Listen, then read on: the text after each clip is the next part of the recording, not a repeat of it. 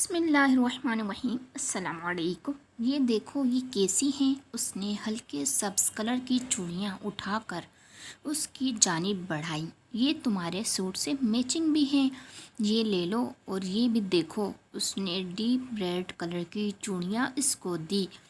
رہنے دو، میں تو ویسے ہی دیکھ رہی تھی، لینی نہیں ہے چلو، وہ بولی۔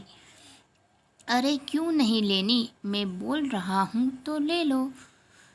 تو تم لوگی؟ دکھاؤ، ہم پہنا دیتا ہے ان کو۔ چوڑی اسٹال والا لڑکا ہنس کر بولا اور ہادیہ کا ہاتھ پکڑنے لگا۔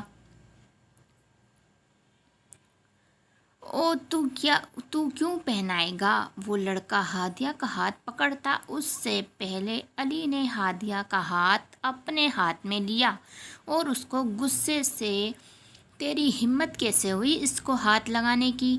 تیرا میں نے منہ توڑ دینا ہے۔ وہ اس لڑکے کے گریبان کو ایک ہاتھ سے پکڑ کر بولا۔ علی پلیز رک جاؤ، وہ چلائی۔ بھائی جی رک جاؤ، میں تو ویسے پہنا رہا تھا، میرا تو روز کا کام ہے، چھوڑو علی اس کو۔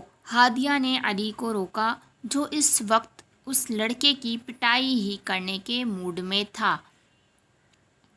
اب مجھے کیا پتا تھا کوئی آپ کی بیوی کو دیکھے یا چوڑی پہنائے تو آپ کو برداشت نہیں۔ وہ اپنا گریبان ٹھیک کرتے ہوئے بولا۔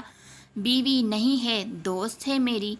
کیا بات ہے، ابھی دوست ہے تو یہ حال ہے، جب بیوی بن گئی تو اس کو باہر ہی نہیں نکالو گے؟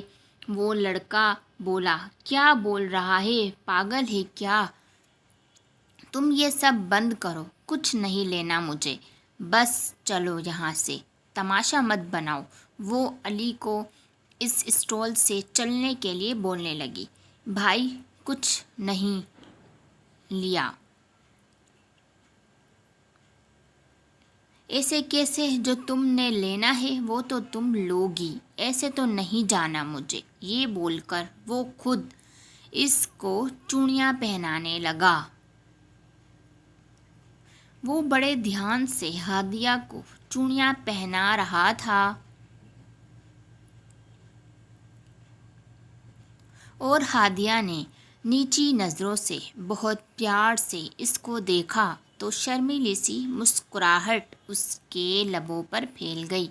دونوں ہاتھوں میں چوڑیاں پہنا کر وہ اس کا ہاتھ پکڑ کر اس اسٹال والے لڑکے کو پیسے دینے کے بعد اس کے منہ کو ہلکا سا تھپتھپایا اور ہادیہ کا ہاتھ پکڑ کر چل پڑا، جبکہ وہ لڑکا علی کو بہت دور تک جاتا دیکھ کر بولا۔ ابھی اس کا شادی نہیں ہوا، جب ہو گیا اس لڑکی کو ٹرک میں بند کر دے گا، مجنوں کہیں کا۔ پھر کیا ہوا تھا؟ مریم نے ہادیہ کا منہ اپنی طرف موڑا۔ اور تم نے یہ بات کسی کو کیوں نہیں بتائی؟ کیا بتاتی آپی، مجھے لگا وہ مجھے ایسے ہی تنگ کر رہا ہے، آپ جانتی تو ہو اس کی عادت۔ آج تک اس نے مجھے کوئی دوست نہیں بنانے دیا، مجھے اپنے دائرے میں رکھا، میری ہر بات پر یقین کیا، ہر وقت میرا ساتھ دیا۔ کبھی جو اس نے یہ ظاہر نہ ہونے دیا کہ اس کی زندگی میں کوئی اور بھی ہے، تو میں یہ شادی کبھی نہ کرتی۔ کیسے وہ ہر ایک سے میرے لیے لڑتا تھا، مجھے کوئی دیکھے یا مجھ سے کوئی بات کرے وہ کیسے ریئیکٹ کرتا تھا، سب تو آپ کے سامنے ہے۔ اور جب ہم لوگ ناران گئے تھے اس کے ہر عمل سے مجھے یہی لگا وہ مجھے پسند کرتا ہے، وہ بھر آئی آواز میں بولی۔ باخدا اگر میں جانتی ہوتی وہ کسی اور کو پسند کرتا ہے، میں یہ شادی کبھی بھی نہ کرتی۔ مجھے اس کی خوشی اپنی جان سے بھی زیادہ عزیز ہے آپی، وہ یہ کیوں نہیں سمجھتا؟ وہ بول کر رونے لگی۔ چپ کرو ہادیہ، ایسے مت رو، خود کو ہلکان مت کرو۔ اگر تم مجھے پہلے بتا دیتی تو میں اس کے ایسے کان کھینچتی، وہ یاد کرتا۔ اب بھی کہیں بدی نہیں ہوئی، وہ شوہر ہے تمہارا اور شوہر ہوا ہے، اس سے کیسی شرم۔ تم اچھے سے تیار رہا کرو، اس کے ساتھ وقت گزارو، جہاں وہ جاتا ہے کوشش کرو اس کے ساتھ جاؤ، اس کے آنے جانے پر غور کرو، کب آتا ہے کہاں جاتا ہے سب پوچھا کرو، ایسے کمرے میں بند نہ ہوا کرو، باہر سب کے ساتھ گھلو ملو۔ یہ وہی شاہ ہاؤس ہے، تمہارا اپنا گھر، تمہارے اپنے لوگ، اور علی کی تو تم فکر چھوڑ دو، اس کے تو میں ایسے کان کھینچوں گی وہ یاد کرے گا۔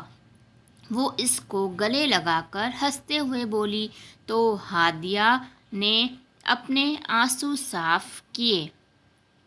اسی وقت علی اپنی کلائی پر سے گھڑی کھولتا ہوا اندر آیا۔ اس نے مریم کی آخری بات سنی تھی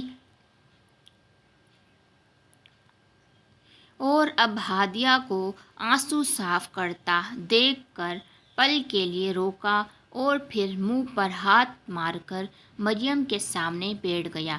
ہاں بھائی، اب بتائیں، آپ کس کے کان کھینچو گی اور کیوں؟ اور یہ آپ کی ملکہ کیوں رمجم کر رہی ہے؟